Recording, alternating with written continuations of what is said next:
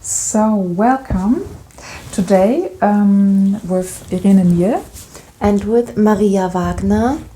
We're talking today about skills, specifically in connection with borderline personality. That's the topic of today. Yes, that's today's topic. Maria, maybe you can explain a little bit about skills for borderline personality disorder. What are skills in this context? All right, yeah. So generally today skills are used for a lot of people, actually, for emotional regulation in extreme intense situations. Yeah, but where does it originate from? From Marsha Linehan, who was diagnosed with borderline personality disorder, and she wasn't content how she was treated in the clinics. And so she derived from what she experienced an own concept of help, of treatment. It's the DBT, like the dialectical behavioral therapy, which is nearly the same than behavioral therapy, but with more specifics in it. Like, just short to sum it up, it's about self-worth, social competencies, awareness, a lot of other things like explaining all the emotions and then how to cope with all the emotions, and their skills, the concept of skills kick in. And so she found out like an important marker seems to be like 70% of intensity of emotions. So we nearly never have 0% intensity. We rarely have 100%. Like we could, for example, think of a panic attack as we feel it as 100% intensity, right? And she found out like if an emotion is like 70% intense, people experience and have the feeling they lose control of feeling, of thinking and behavior. And we all know this from like if you're in a intense conflict, that we say something and later we think like, oh, why did I say it? So we all know this. So the concept of skills now is also for some situations, for also depressive clients or for any kind of person, actually. Interesting. And yes, like what is it about? It's about finding 3 or 5 intense things, like either cognitive tasks, like counting from 1000 backwards and you always subtract 7. So it's very hard to do this for a long time. You have the cognitive skills, which have the tasks to bring you back in the moment. But very, very good are also like motoric skills or sensoric skills. So if you have some intense taste, some intense smell, some intense sound, which brings you back in the moment, it's actually more often experienced more helpful. Or for example a sportive skill, right, like going up and jumping up and down, or clapping very intense all of your body, or stamping to the ground can be a skill which brings you back to the present moment. So, and it's there are lists on the internet, it's called Skill List, where you can have a look about 300 or a lot more skills, and so everyone can find 3 or 5 which people can always have with them, and either you can always do them when you're in a room and also outside. So it's good if they can do it everywhere. And if people do 3 or 5 skills always in the same order, right? That's very good, because then then people don't need to think about it anymore. And if there's a very intense situation, you can do this 3 or 5 skills after each other, and usually we have a clear mind then and are more centered and in the present moment. So I talk too much. Like, what do you know about? No, it's very interesting. Awesome, Maria. What do you know about skills, and what do you want to present?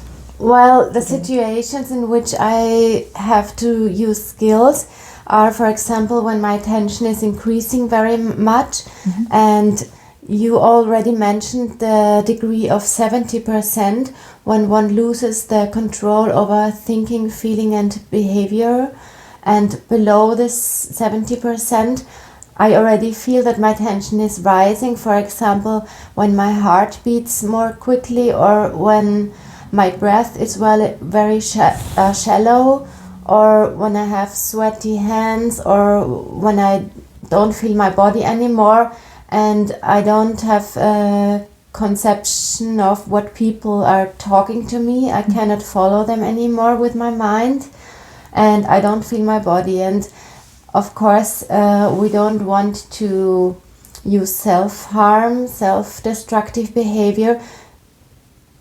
And I have some skills. I would like to introduce them. Awesome. So to prevent this, this point of no return, yes, exactly. When you reach the 70%, this is the point of no return, when you cannot go back below 70%.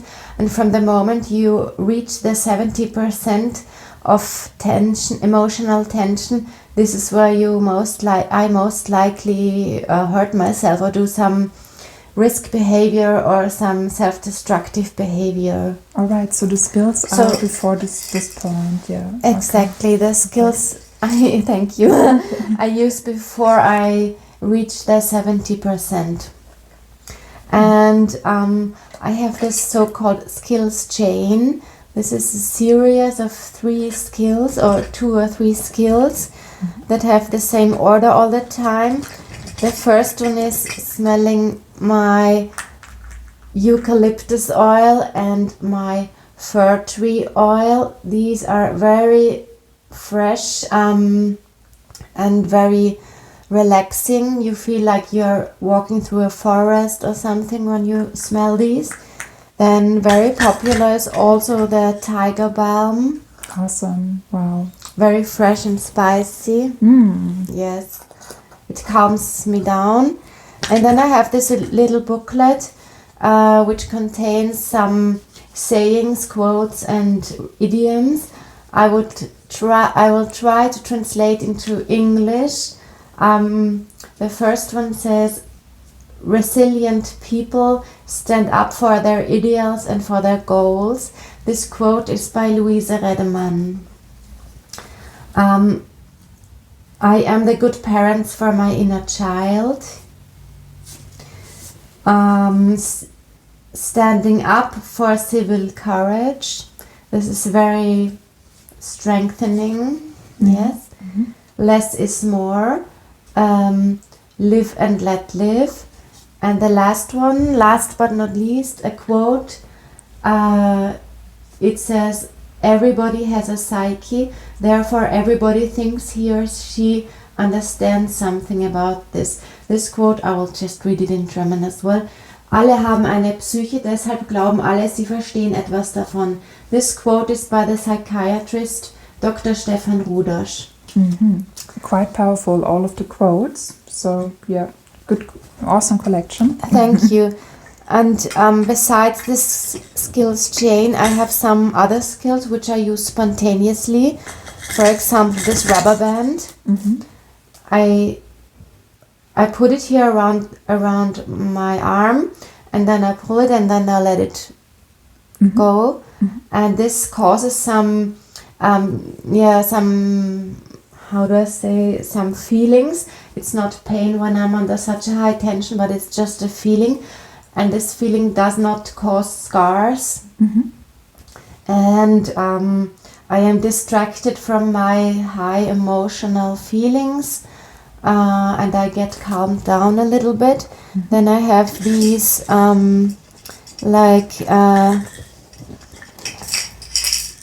concentration games. You have to bring all these little balls into the holes, and it's very, very concentrating. I cannot do it right now. It takes quite a while.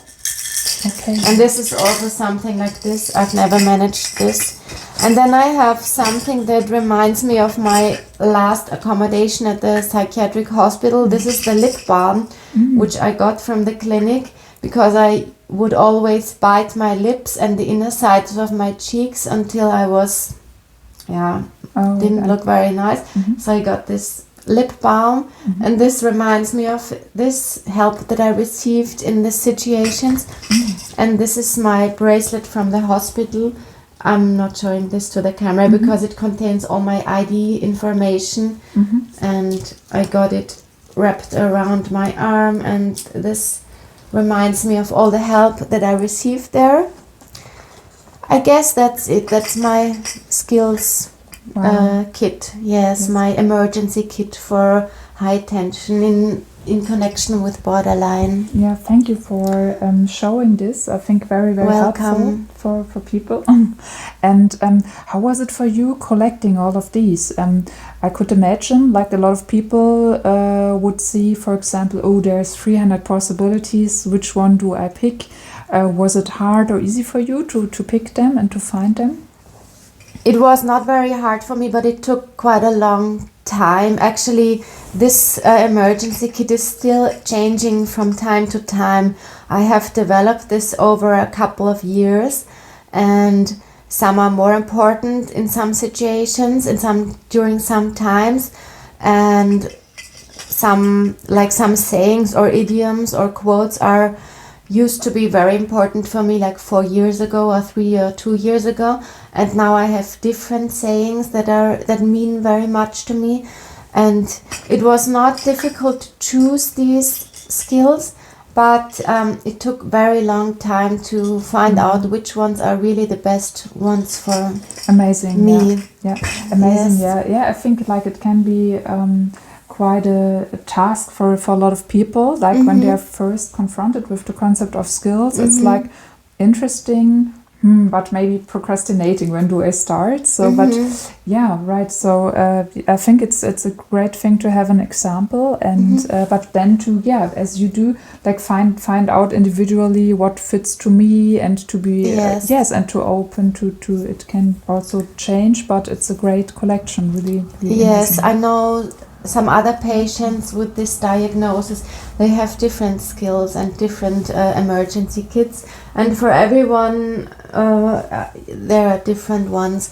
And also, like when the tension is quite low in a normal level, you can just go out for a walk. For example, now in winter you can walk through the fresh snow, or you can play an instrument. Maybe I learn the flute, and music is very helpful for me, and it's also good against inner emptiness and against low self-esteem to learn something like an instrument or a new language or something.